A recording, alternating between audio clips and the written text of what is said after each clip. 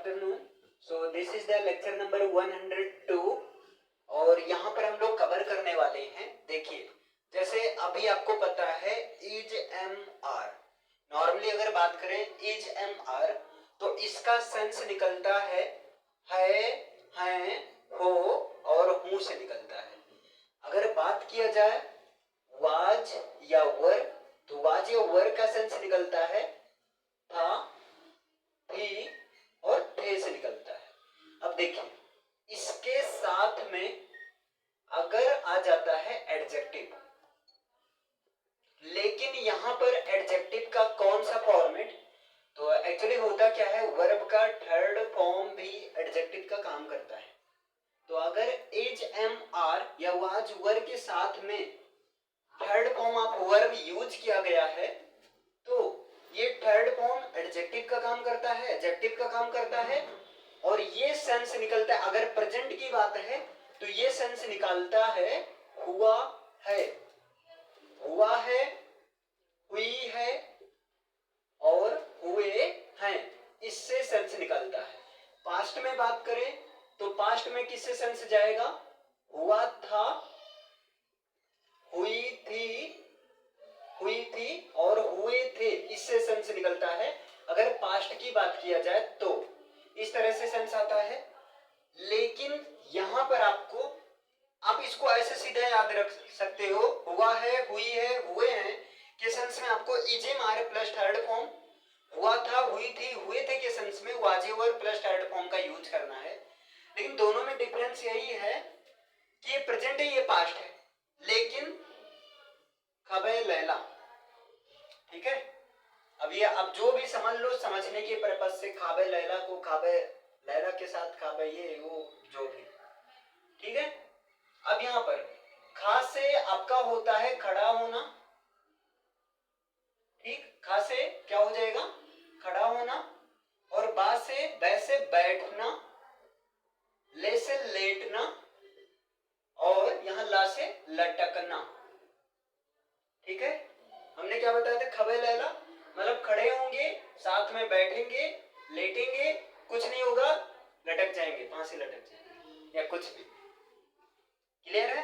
तो मतलब अगर ये चार है तो इस केस में आपको क्या करना है, इज एम आर या जो है वाज या वर के साथ में वर्ब की फर्स्ट फॉर्म में आईएनजी लगाना है। सेंस यही निकलेगा, है ना, सेंस यही निकलेगा आपका, हुआ है, हुई है,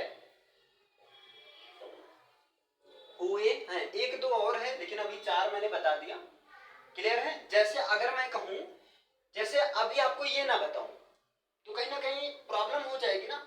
जैसे अगर मैं कहूं वह जो है क्या, कुछ भी ना कर दो, वह किताब फटी हुई है, वह किताब फटी हुई है। अब यहां पर ये देखो, हमने क्या कहा, वह किताब फटी हुई है। एक्चुअली किताब के बारे में बताया जा रहा है, इस बेस पर है, लेकिन फटना तो वर्ब है, काम है, तो फटी हुई है। यहां पर देखिए काम कंप्लीट हो गया है ना, काम कंप्लीट हो गया है। तो क्या होगा, that book is torn, that book is torn, वो किताब फटी हुई है। लेकिन अगर मैं कह दूं मैं खड़ा हुआ हूं, चाहे इसको ऐसे बोलो या आप सिंपल सा बोल दो मैं खड़ा हूं, दोनों का मतलब एक ही है। अब यहां खड़ा हुआ हूं, एक्चुअली खड़े होने का काम जब तक मैं कंटिन्यू कर रहा हूं तब तक हो रहा है, तो यहां पर थर्ड फॉर्म नहीं आएगा। क्यों नहीं आएगा, क्योंकि यहां वर्क में कंटिन्यूटी है, वो किताब फटी हुई है तो फट गई, है ना, यहां कंटिन्यूटी नहीं कि हाँ फट रही है। लेकिन यहां पर खड़ा हुआ हूं तो खड़े होने का काम कंटिन्यू चल रहा है, इसलिए चार एक्सेप्शन में ऐड कर दिया गया। तो क्या हो जाएगा, आई एम स्टूड नहीं होगा बल्कि आई एम स्टैंडिंग, मैं खड़ा हुआ हूं, ये चीज हो जाएगा आपका। इतना समझ में आया, दोनों में डिफरेंस देखो, मतलब सिंपल सा कॉन्सेप्ट तो यही खत्म, कंप्लीट, ठीक। अगर आपका हुआ है, हुई है, हुए हैं, तो एजेमार के साथ थर्ड फॉर्म लगाइए। हुआ था, हुई थी, हुए थे, तो वाजे वर के साथ में थर्ड फॉर्म लगाइए, एडजेक्टिव का काम। लेकिन अगर ये खड़ा होना, बैठना, लेटना, लटकना की बात हो तो वहां इजेमार वाजे वर के साथ में आईएनजी लगाइए। और इसका सेंस हुआ है, हुई है, हुए हैं, या जो है हुआ था, हुई थी, हुए थे, इससे ही सेंस निकलेगा। बस दोनों में आपको यहाँ ऐसा क्यों हुआ, क्योंकि वर्क में मैं लटका हुआ हूं तो लटकने का काम कंटिन्यू हो रहा है। क्लियर है? ये चीज है आपका, समझ में आया? ये कॉन्सेप्ट कंप्लीट। अब यहाँ पर करते हैं practice.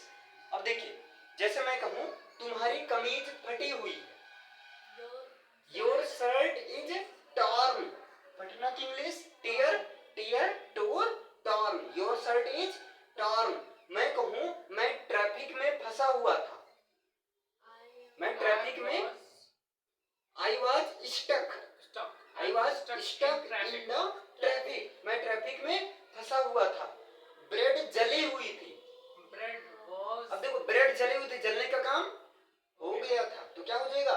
The bread was burned. या ब्रेड जलने का मतलब क्या हुआ? ज्यादा पक जाना, तो the bread was over cooked, over baked कर दो। क्लियर है? ये बाल्टी तो पहले से भरी हुई है, this bucket is already field up, पहले से भरी हुई है। ये तो जमा हुआ है, जैसे अभी ये आप पानी की बोतल देख रहे हैं, ये तो जमा हुआ है, तो जमने का काम हो रहा है या हो गया है? हो गया है, मतलब थर्ड फॉर्म में जाओगे तो क्या हो जाएगा? ये तो जमा हुआ है, it is frozen, freeze, froze, frozen. इस तरह से आपको, वो चौंकी हुई थी, नहीं, she was shocked, she was shocked, वो सोया हुआ है। He is asleep, asleep means सोना, वो कहीं खोया हुआ है, तो ही वाज लॉस्ट समवेयर, बस वो कहीं और खोया हुआ है। He was, sorry, he is lost somewhere else.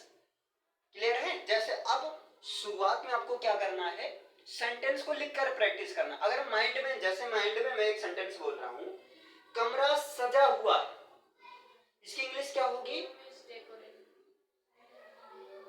The room is decorated. अगर मान लो शुरुआत में दिमाग काम नहीं कर रहा है तो आप लिख कर करो ना, कमरा सजा हुआ है।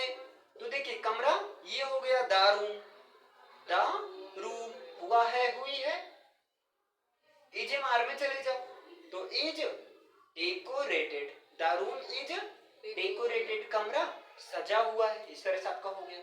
क्लियर? बस ये चार आपको याद रखना है। मैं कहूं तुम क्यों डरे हुए हो, Why are you afraid? Why are you scared? तुम डरे क्यों हुए हो? वो पाइप मुड़ी हुई है, That pipe is bent. Bend means होता है मुड़ना, bent, bend, bent, bent, जैसे send, sent, sent, वैसे bend का फॉर्म चलता है। मैं कहूं तुम कतार में क्यों नहीं खड़े हो, बताइए इंग्लिश क्या होगी इसकी? स्टैंडिंग इन अ रो। नहीं नहीं, तुम कतार में क्यों नहीं खड़े हो? Why do you not? नहीं नहीं नहीं, why are you not standing in a row? Why are you not standing in the row? Short में बोलो why aren't you standing in the row? Short में why aren't you standing in the row? In the कोई, है ना, कोई means होता है कतार या लाइन बोल दो, सिंपल सा। समझ में आया? ये नोटिस बोर्ड पर लिखा हुआ है, तो it is written on notice board. आपका सिंपल सा कॉन्सेप्ट है, बस याद रखना। ये चीज याद भी नहीं रखना, अब तो आइडिया लग गया होगा कि जहां पर कंटिन्यूटी पाई जाए, अभी आप कहोगे ये किताब फटी हुई, यहाँ तो कंटिन्यूटी पाई जा रही है, नहीं भाई, फटने का काम हो चुका है, इसलिए थर्ड फॉर्म में गए। समझे इतना? चलो इसे लिख लो, यही चीज लिख लो शॉर्ट में अपने हिसाब से, अगर आता है तो ओरली लिख लो इसको।